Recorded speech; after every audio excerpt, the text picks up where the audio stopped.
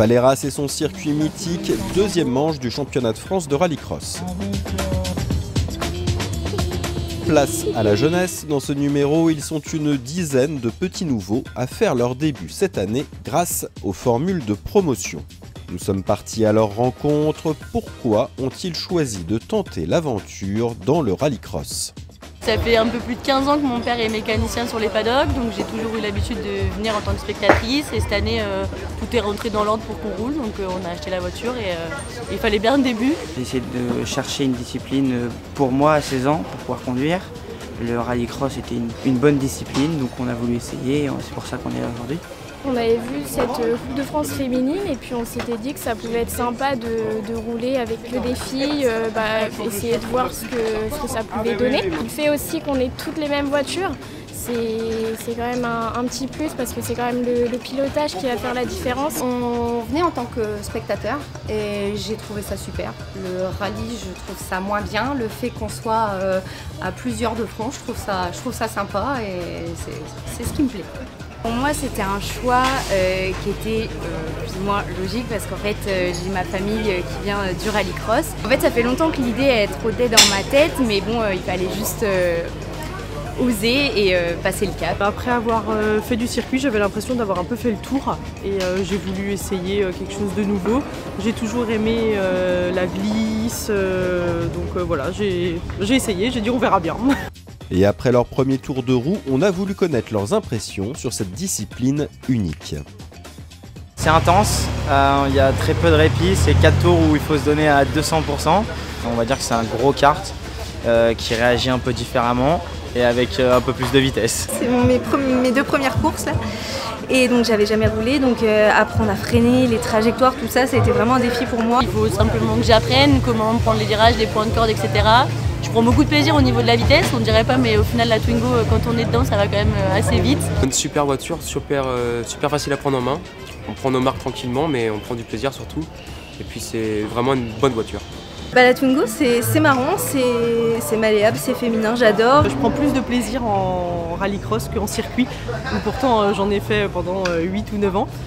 Je m'éclate beaucoup plus en rallycross, c'est vivant, voilà. On part en troupeau à 5, voire plus, et c'est ce que j'aime vraiment, l'adrénaline au départ, le fait de ne pas savoir qui va finir première. Découvrir les courses en peloton, personnellement j'adore et voilà. C'est très dur, parce que les autres devant vont très vite. Après, faut découvrir. On a une année pour découvrir et après on verra ce qu'on fait. Ce qui est encore difficile pour moi là, c'est les départs.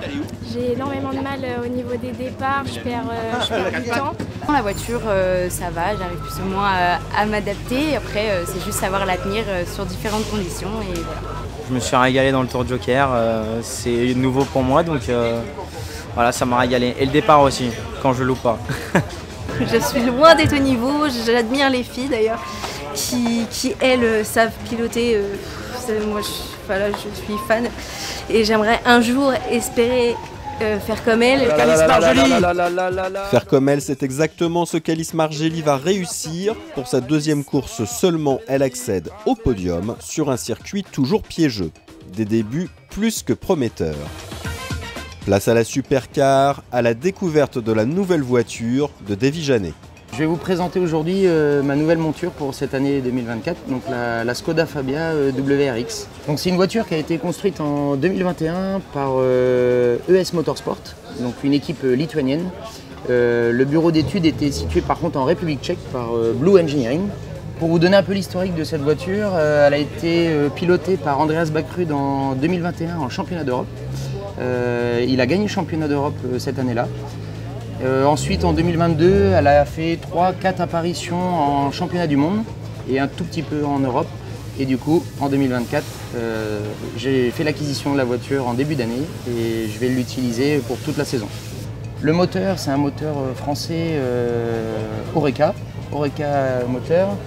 Donc voici les entrailles de la voiture. La transmission également, c'est français avec l'entreprise Sadev. Donc toute la transmission est faite par Sadev. Je vais vous faire voir l'habitacle maintenant, où là, encore une fois, c'est Oreca qui s'est chargé de faire toute l'installation électrique, électronique et le faisceau électrique dans sa globalité. j'ai des bonnes sensations.